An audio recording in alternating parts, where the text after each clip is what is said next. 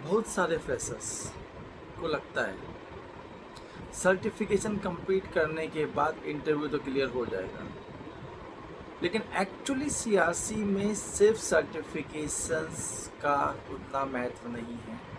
साथ में practical understanding, communications और कॉन्फिडेंस को भी काफ़ी महत्व होता है। नमस्ते, मैं सुनील यादव हूँ और इस चैनल पर हम क्लिनिकल रिसर्च और क्लिनिकल ट्रायल्स को सिंपल लैंग्वेज में समझेंगे। चाहे आप फ्रेशर हो, स्टूडेंट हो या इस फील्ड में अपना कैरियर बनाना चाहते हो, तो ये चैनल आपके लिए है। अब क्वेश्चन आता है, सियासी इंटरव्यू में कौन से क्वेश्चंस पूछे जाते हैं एंड इंटरव्यू क्या क्या इवेल्युएट करता है।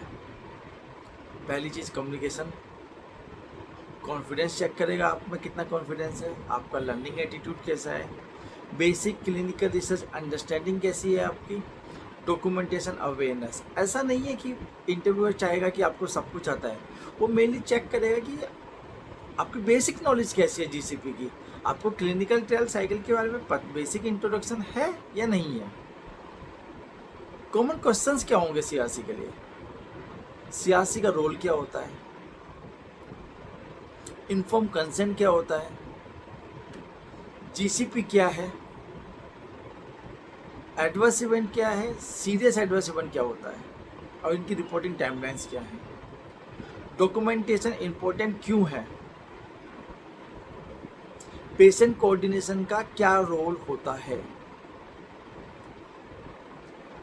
बिगेस्ट मिस्टेक जो फ्रेशर्स इंटरव्यू में करते हैं, पहला चीज फेक एक्सपीरियंस देना या ओवर कॉन्फिडेंस दिखाना इंटरव्यू में निगेटिव इम्पैक्ट क्रिएट कर सकता है। फेक एक्सपीरियंस कैसे, सपोज हमने बोला कि हाँ हम यहाँ पे काम करते हैं, हमें इतना साल का नॉलेज है, लेकिन इंटरव्यूअर को शुरुआत के 5 मिनट में समझ में आ जाता है कि आपने एक्चुअली काम किया है, आपको प्रैक्टिकल नॉलेज इन हैंड है या नॉलेज थ्योरिकल है। तो ये मिस्टेक नहीं करनी है। हम क्या करते हैं, आंसर्स को याद करके जाते हैं उनको समझने की जगह। कम्युनिकेशन बहुत पुअर होता है, low confidence and experience fake, जो मैं पहले बात कर चुका हूँ, और कोई भी प्रैक्टिकल अंडरस्टैंडिंग नहीं है। तो ये सब निगेटिव इम्पैक्ट डालते हैं और ये मिस्टेक होती है। आपका सवाल आता है कि आप तो फ्रेशर्स हैं, तो प्रैक्टिकल प्रिपरेशंस कैसे कर सकते हैं, क्योंकि प्रिपरेशन के लिए भी तो कुछ टिप्स चाहिए ना। पहला है अपना लिंक्डइन अपडेट करो, लिंक्डइन को कंटिन्यूसली एवेल्युएट करो, डिफरेंट टाइप के आर्टिकल्स वहाँ पर आते हैं, उन्हें पढ़ो, समझो। मॉक इंटरव्यू की प्रैक्टिस करो, हॉस्पिटल और रिसर्च साइट की अंडरस्टैंडिंग लो, एक्चुअली क्या है, साइट क्या होती है, हॉस्पिटल कैसा होता है, क्लिनिकल ट्रायल का सेटअप कैसा होता है, इन सब के ऊपर नॉलेज लो। जीसीपी की बेसिक नॉलेज का अंडरस्टैंडिंग लो, उसको मेमोराइज नहीं करना है, बेसिक अंडरस्टैंडिंग समझनी है कि इन्फॉर्म कंसेंट क्या होता है। कंसेंट पेशेंट एग्री करेगा तो हम वो पार्टिसिपेट करेगा। वॉलंटरी पार्टिसिपेशन क्या होता है, मतलब पेशेंट जो पार्टिसिपेट करना चाहता है या सब्जेक्ट या वॉलंटियर जो पार्टिसिपेट करना चाहता है क्लिनिकल ट्रायल में, वो फ्री है पार्टिसिपेट करने के लिए, उस पर कोई दबाव नहीं दिया गया उस ट्रायल में पार्टिसिपेट करने के लिए।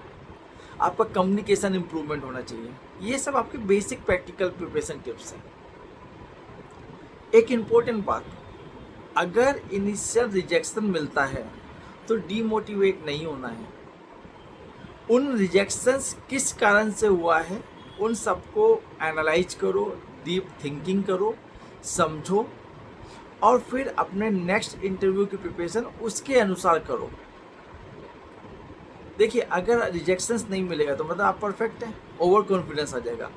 रिजेक्शंस भी हमें सिखा के जाता है, हमें अपनी गलतियों से सीखना ही जिंदगी है, और हम अपने जो रिजेक्शंस हुए उन गलतियों से अपने आप को बेटर प्रिपेयर कर सकते हैं नेक्स्ट राउंड के लिए।